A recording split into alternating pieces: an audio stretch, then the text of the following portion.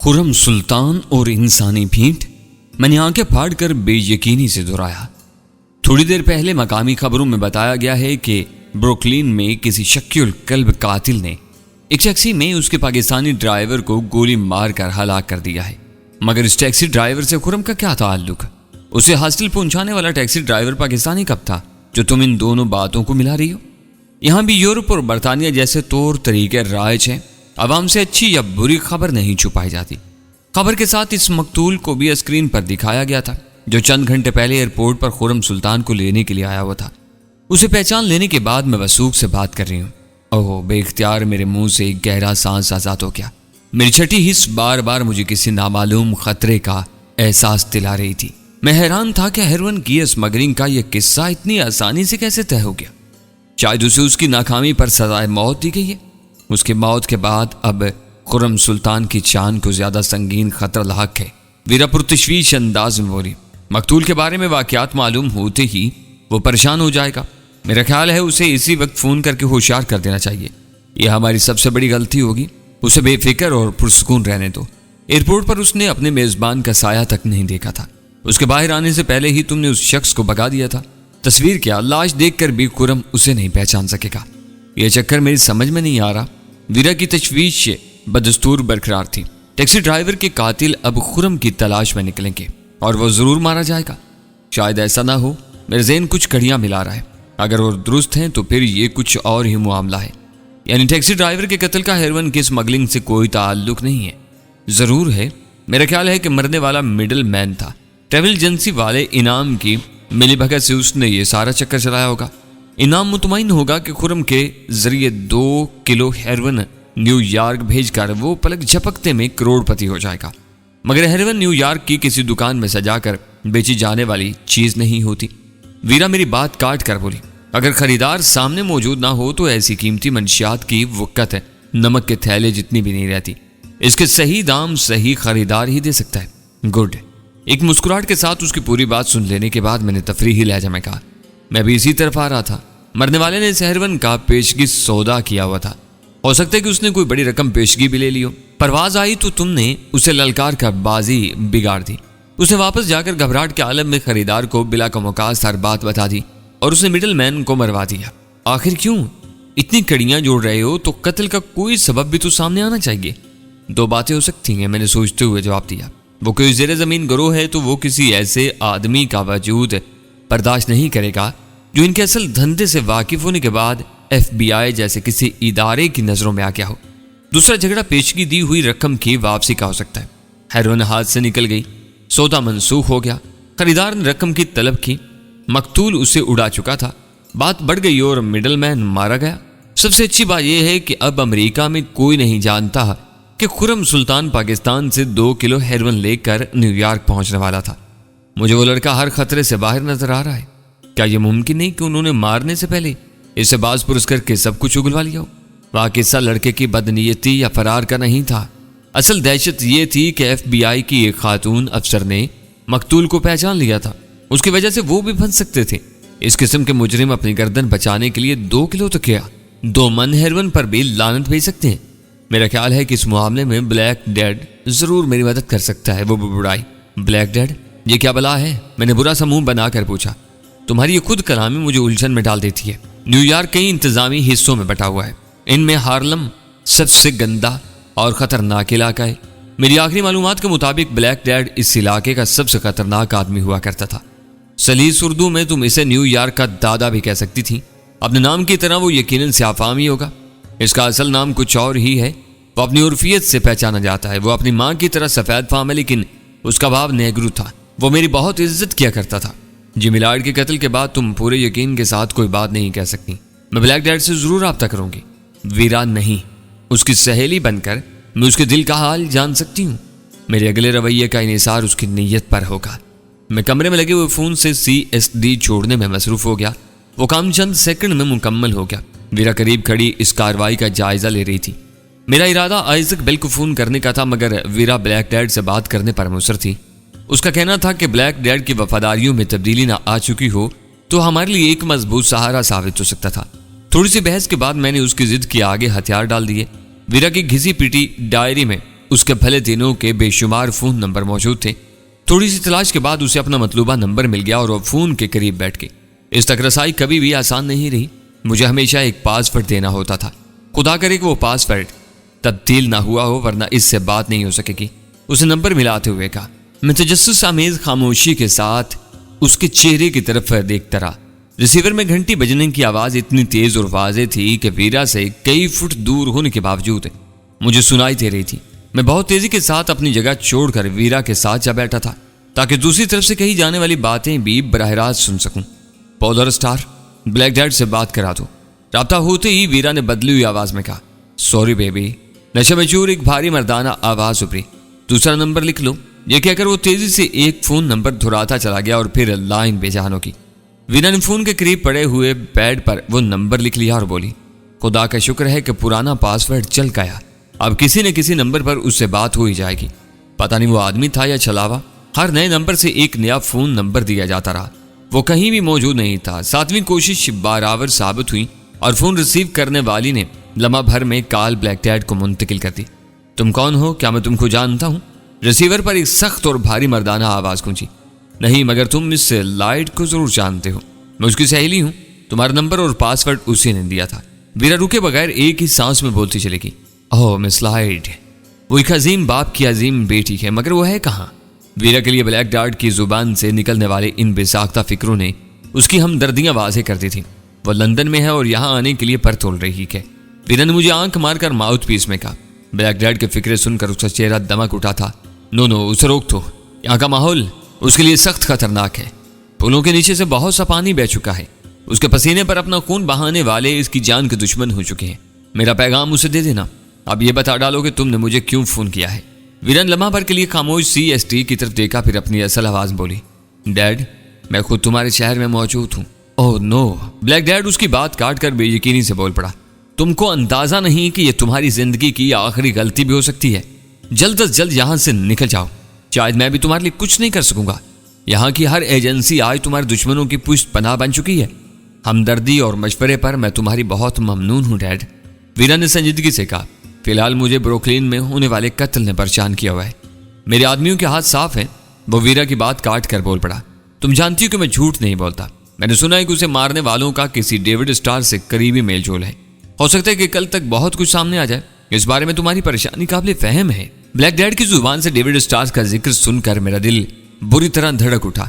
खुरम सुल्तान और मकतूल taxi driver की मुसल्लस के तीसरे कोने पर यकायक नुमदार होने वाला वो नाम कोई अच्छा शगुन नहीं था। क्या मैं थोड़ी देर के लिए तुमसे मिल सकती हूँ? वीरा ने पूरी उम्मीद लहजा पूछा। नहीं, बस फोन काफी है। उसने लगी लिपटी रखे बगैर साफ इनकार कर दिया। मिल बैठना मेरे साथ तुम्हारे लिए भी खतरनाक हो सकता है। तुम्हें मालूम है कि मैं अकेला नहीं चलता। तुम्हें पहचान कर मेरे आदमियों में से किसी के दिल में लालच आ गया तो हम दोनों तबाह हो जाएंगे। फिर मुझे राह बताओ। मैं इंतकाम की आग में जल रही हूँ, वीरा ने कहा। जो होना था वो हो गया। अब सब्र करो और खामोशी से वापस लौट जाओ। या तुम्हारे दुश्मन बहुत ताकतवर हैं, वो आसानी से तुम्हें पेश कर रख देंगे। मेरी नेक तमन्नाएं तुम्हारे साथ हैं। बाय। दूसरी तरफ से सिलसिला कलाम खत्म कर दिया क्या? वीरा ने शिकस्त खोरदा अंदाज में रिसीवर क्रैडल पर डाल दिया। उसकी आंखों से यक वयक गुस्सा छलकने लगा था। बहुत खरा और साफ को आदमी मालूम होता है, मैंने तुसीफी लहजा में कहा। बुज़दिल है, वीरा हकारत से बोली। ताकतवरों से डरता है और कमजोरों पर राज करता है। इसका यह रूप आज मेरे सामने आया है। मैं इसे बेजिगर समझती थी। हर शख्स की अपनी मजबूरियां होती हैं वीरा। यही बहुत बड़ी बात है कि वो तुम्हें डबल क्रॉस नहीं करेगा। उसने तुमसे ये तक नहीं पूछा कि तुम शहर में कहाँ मुकीम हो। अब उसे भूल जाओ। वो पैदाइशी दोगला है और इस वक्त अपना दोगलापन दिखा गया। सोचने वाली बात यह है कि ब्रुकलिन के कत्ल में किसी डेविड स्टार का नाम कहां से अटपका। ब्लैक डैड की कही हुई इस बात पर तुम किस हद तक एतबार कर सकती हो? मैंने पूछा। वो बेबुनियाद डेंगे नहीं मारता, ना अफवाहों पर यकीन करता है। इसी वजह से मैं उस बात को अहमियत देने पर मजबूर हूं। इस वक्त आइजक बेल शी के साथ डेविड स्टार पर भी काबिज है। समझ में नहीं आता कि सिर्फ 2 किलो हेरोइन के लिए वो लोग मैदान में उतरे होंगे। ये न भूलो कि कतरा कतरा करके ही दरिया बनता है। हो सकता है कि अब वो लोग भी खुलकर हेरोइन के कारोबार से दौलत कमाने के धंधे में लग गए हों। देखना यह है कि सुबह के अखबारात में इस कत्ल को किस रंग में पेश किया जाता है। अच्छा हुआ कि पहले ब्लैक डैड से बात हो गई। इसके इंकिशाफात की रोशनी में मैं आइजक बेल को ज्यादा खौफजदा कर सकूंगा। मैंने फोन अपनी तरफ लेते हुए कहा। वो कोई जवाब दिए बगैर सिगरेट सुलगाने में मसरूफ हो गई। मैंने लम्हा भर गौर करने के बाद आइजक बेल का नंबर मिला लिया। घंटी बजते ही वो खुद लाइन पर आ गया। मैं तुम्हारा मशकूर हूं कि तुमने अपने वादे पर अमल करके अपनी आला ज़र्फी का सबूत दिया है। मैंने किसी तमहीद के बगैर तशक्कुर आमेज लहजा में कहा, तुम अनकरा जाने के बजाय न्यूयॉर्क क्यों आए हो? उसने पूरे एतमाद के साथ तीखे लहजे में सवाल करके मुझे बुरी तरह चौंका दिया। मैंने बहुत तेजी से सोचा कि शायद फ़ोन पर बैनुल-अक़वामी कॉल का मखसूस सिग्नल न सुनने की वजह से उसने अंधेरे में तीर चलाकर मेरी जुबान से हकीकत उगलाने की कोशिश की थी। अगर मैं ये कहूँ कि मैं अनकराही में हूँ और एक सेटेलाइट फ़ोन के जरिए तुमसे रब्ता कर रहा हूँ, तो क्या तुम फिर भी अपने सवाल पर इसरार करोगे? मैंने भी उसी के लहजे में जवाब दिया, तुम मरीख पर मौजूद होने के दावे करते रहो, इससे हकायक नहीं बदल सकेंगे। आज शाम वीरा को न्यूयॉर्क एयरपोर्ट पर देखा गया था। वीरा तो अब तुम्हें ख्वाब में भी नजर आने लगी होगी, मैंने तंजिया कहा। इसे अपनी खूबसूरती पर बहुत नाज है, मगर मैं उसे किसी काबिल नहीं समझता। बहुत जल्द उसका चेहरा इतना बिगाड़ दिया जाएगा कि वो आयनों से नफरत करने लगेगी। अचानक फोन से मुंसलिक CSD पर सुर्ख बल्ब रोशन होने के साथ बुजुर्ग की हल्की सी आवाज आने लगी और मैंने बुखलाकर हाथ से क्रैडल दबा दिया। बुजुर्ग फौरन खामोश हो गया। बदरी का यह तोहफा वाकई बहुत करामत है। वीरा बोल उठी, शायद वो एक्सचेंज के जरिए इस नंबर का सुराग लगाने की कोशिश कर रहा था। अब इसे न्यूयॉर्क में हमारी मौजूदगी का इल्म हो ही चुका है, तो इससे पब्लिक बूथ से बात करनी चाहिए। ये कोशिश मैं इसी वक्त करूंगा। बात मुसलसल उलझती ही जा रही है। इसका यह दावा हैरान कुन है कि मुझे आज शाम एयरपोर्ट पर देखा क्या है। इसके किसी आदमी ने देखा होता तो वो साए की तरह हमारा पीछा कर रहा होता और हम पर अब तक कयामत टूट पड़ी होती। ऐसा तो नहीं कि ब्लैक डैड ने उसे फोन घुमा दिया हो। मैं उसे अच्छी तरह जानती हूँ। तुमने उसकी बातें अपने कानों से सुनी थी। वो आखिर में रूखा जरूर हो गया था, मगर वो ऐसी घटिया हरकत हरगिज नहीं कर सकता। वीरा ने पुरजोर लहजे में कहा। और इस वक्त आइजक बेल भी झूठ नहीं बोल रहा। इसे ये खबर किसने दी होगी? मेरे लिए इसकी यह बात नाकाबिले यकीन है। मैंने अपने आप में इतनी नुमाया तब्दीलियां कर ली हैं कि मैं सरसरी अंदाज में आइजक बेल के सामने से गुजर जाऊं तो एक नज़र में वो भी मुझे नहीं पहचान सकेगा। जहाज में पाकिस्तानी लड़के की जरा सी परेशानी से शुरू होने वाली ये कहानी उलझती ही जा रही है। मैं उसे फ़ोन करके आता हूँ। मैंने मुस्तरबाना अंदाज में अपनी जगह छोड़ दी। ये मुअम्मा हल न हुआ तो आज रात मुझे नींद नहीं आ सकेगी। ये याद रखना कि इलाका होटल से दूर हो और फिर वापसी पर पाकिस्तान भी बात करनी है। मैं एक मरतबा फिर होटल से निकल खड़ा हुआ। वीरा मुझे मेन हिटन की तकसीम के बारे में चंद मोटी मोटी बातें बता चुकी थी। मैं होटल से शुमाल की बजाय जनूब की तरफ हो लिया ताकि शहर के वस्ती हिस्से की बजाय जनूबी सिरे के किसी बूथ से आइजक बेल से बात कर सकूं। होटल से जरा दूर सब वे का पेन स्टेशन देखकर मैं इसी में घुस गया। दुनिया के दूसरे तरक्की याफ्ता और बड़े शहरों की तरह न्यूयॉर्क में भी ज़मीन रेलों का चाल फैला हुआ है, जिसे सब वे कहा जाता है। मेरे पास दीवार गिर नक्शों वगैरह के मुताले का वक्त नहीं था। मैं नक्शे के जनूबी सिरे पर वर्ल्ड ट्रेड सेंटर का नाम पढ़ा और टिकट लेकर नीचे पहुंच गया। इसी के साथ मैंने फ़ोन कार्ड भी खरीद लिया। न्यूयॉर्क में रात हो चुकी थी। सबवे के मशीनी और बेजान रास्तों पर आते जाते बेशुमार मुसाफिरों की सूरत में रंगो भू का एक हसीन सैलाब रवा था। रोशनी और रोशन चेहरों के हजूम से गुजरता और रहनुमा इशारों की तकलीद करता हुआ मैं अपने मतलूबा प्लेटफार्म पर पहुंच गया। वहां मुझसे पहले बहुत से मुसाफिर मौजूद थे और इनकी तादाद में लम्हा ब लम्हा इजाफा होता जा रहा था। चंद मिनट बाद शुमाल से ट्रेन आई। दरवाजे खुले, चंद मुसाफिर उतरे और स्टेशन पर खड़े हुए सारे मुसाफिर उस रोशन और कुशादा ज़ेर ज़मीन ट्रेन में सवार हो गए। इस वक्त मेरे जहन में सिर्फ और सिर्फ आइजक बेल की फिक्र सवार थी। मैं स्टेशनों का जायजा लेता रहा, मगर न्यूयॉर्क में अपने पहले ज़ेर ज़मीन सफ़र से लुत्फ अंदोज नहीं हो सका। रास्ते में मैंने ये देख लिया था कि प्लेटफार्मों पर भी फ़ोन बूथ मौजूद थे। वर्ल्ड ट्रेड सेंटर पर मैं प्लेटफार्म से ऊपर चला आया क्योंकि मुझे वापसी का टिकट भी खरीदना था। इस बार आइजक बेल ने दूसरी घंटी मुकम्मल होने के बाद फ़ोन उठाया। बात अधूरी रह गई थी। मैंने उसकी आवाज़ सुनकर सुकून से कहा, कहीं आप वीरा तुम्हें अपने दफ्तर में तो नजर नहीं आ रही? काश वो इधर आने की हमाकत कर सके। उसकी आवाज़ में हसरत उमड़ आई। तुम्हारे शहर का निज़ाम बहुत अच्छा है, यहाँ कर तबीयत खुश होगी। इस बार मैंने खुद ही शहर में अपनी मौजूदगी का एतराफ़ कर लिया। यहाँ आते ही तुम्हारे फ़ोन नंबर के जरिए हमने तुम्हारा पता हासिल कर लिया और जल्द ही तुमसे मुलाकात के लिए तुम्हारे ठिकाने पर छापा मारेंगे। नामुमकिन, यह हो ही नहीं सकता। इसकी ऊंची और गुसीली आवाज़ सुनाई थी। ये मेरा नॉन डायरेक्टरी और ज़ाती नंबर है। कंपनी किसी कीमत पर पता नहीं दे सकती। ये मत भूलो कि इस शहर में वीरा भी थोड़ा बहुत असर व रसूख रखती है। मैंने उसे चिढ़ाया। अगर तुम्हारे झूठ दुरुस्त साबित हुआ तो मैं कंपनी पर दावा कर दूंगा। वो गुर्राया। इस झूठ के सच साबित होने के बाद तुम दावा ठोकने के लिए जिंदा नहीं रह सकोगे।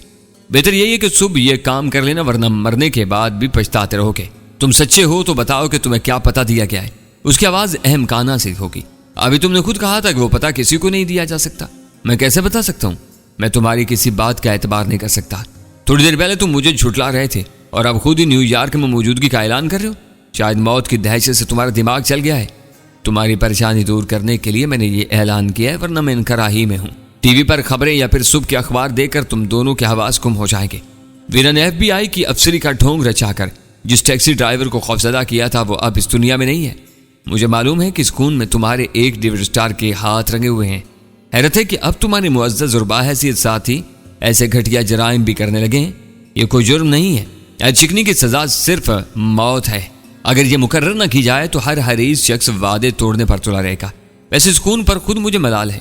मरने वाले ने अपनी सजा का हुक्म सुनने के बाद दीवार पर लगी हुई वीरा की तस्वीर को देखा था और बेसाख्ता चीख उठा था कि एयरपोर्ट पर इसे ललकारने वाली औरत वही थी। मेरे आदमी ने इस पर एतबार नहीं किया। वो समझा कि इससे पेशगी रकम हजम करके माल न देने वाला मुजरिम अपनी जान बचाने के लिए बहानेबाजी कर रहा है। यह सब मुझे उसकी मौत के बाद मालूम हुआ, वरना उस वक्त मेरे पास एक ऐसा पाकिस्तानी होता जो वीरा को उसके मौजूदा भयरूप में भी पहचान सकता था। चश्मे ज़दन में सब कुछ वाजे हो गया। आइजक बेल की डेविड स्टार्स का कोई करोड़पति रुकन ही मकामी बदमाशों के जरिए हेरोइन की खरीदारी में सरमाया कारी कर रहा था और उसे मकतूल की नाकामी की खबर सुनकर उसके कत्ल का हुक्म सादर कर दिया था। इस वक्त वो शख्स मौत की दहशत में मुब्तला था। इसने वीरा को उसके बदले हुए रूप में देखा था, मगर उसके खदोखाल उसके ज़हन पर नक्श हो चुके थे, क्योंकि उसी की वजह से वो मौत की दहलीज पर पहुंचा था। वह उसकी जिंदगी के आखिरी लम्हा थे। वीरा की दीवार गिर तस्वीर पर पहली नजर पड़ते ही उसने असल खदोखाल पहचान लिए। मौत को सर पर मंडलाता देखकर उसकी सारी हिस्सें तेज हो चुकी थीं, मगर उसकी जिंदगी ना बच सकी। डेविड स्टार्स के आदमियों ने उसी की टैक्सी को उसका मक्तल बना दिया। हैरत है कि एक तरफ तुम वीरा के दुश्मन हो और दूसरी तरफ उसे इतनी तकरीम देते हो कि तुम्हारे डेविड स्टार्स अपने अड्डों में उसकी बड़ी बड़ी तस्वीरें लगाए बैठे हैं। अपनी ज़हनी रोक के बावजूद मैंने आइजक बेल के साथ गुफ्तगू के तसलसल में फ़र्क नहीं आने दिया। वो इश्तिहारी मुजरिमा है और इश्तिहारी मुजरमों की इससे ज़्यादा तशहीर की जाती है। इसे तुम इज्जत अफजाई समझते हो तो ये तुम्हारी बेशर्मी और डटाई है। मेरी बात पर शायद उसे गुस्सा आ गया। वो मौत के दहाने पर पहुंचे हुए एक मजलूम का हज़यान था जिस पर तुमने आंखें बंद करके एतबार कर लिया। उसने तेज़ लहजे में मेरी बात काट दी। तुम इब्तिदा से अपनी बात पर अड़े रहते तो शायद मैं भी कुछ सोचने पर मजबूर हो जाता। अब तुम खुद बहुत से एतराफ़ कर चुके हो। पिछली बार तुमने गड़बड़ का अंदाज़ा लगाकर बर वक्त फ़ोन काट दिया था, मगर इस बार मैंने तुम्हें बातों में उलझा कर मालूम कर लिया कि तुम वर्ल्ड ट्रेड सेंटर के कुर्बोजवार में मौजूद हो। तुम दोनों अपनी मर्जी से मेरी इस सरजमीन पर आए हो, मगर मेरी मर्जी के बगैर यहाँ से जिंदा नहीं लौट सकोगे।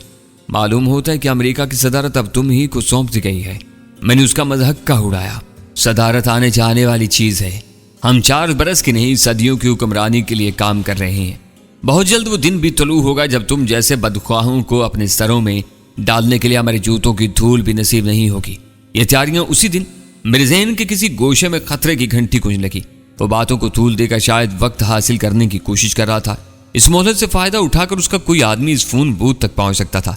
मैंने अचानक उसकी बात काट दी। इस वक्त तुम्हारा दिमाग चल रहा है, बाकी बातें फिर कभी होंगी। मैंने रिसीवर हुक से लटकाया, कार्ड जेब में डाला और बहुत तेजी से टिकट काउंटर की तरफ बढ़ गया। खतरे का एहसास हो जाने के बाद मैं जल्द अज जल्द वहां से दूर निकल जाना चाहता था।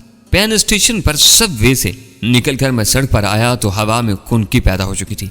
रात के अंधेरे में जगमगाती रोशनियों में सड़कों और औरतों का हुस्न एक नए अंदाज में नुमाया हो रहा था।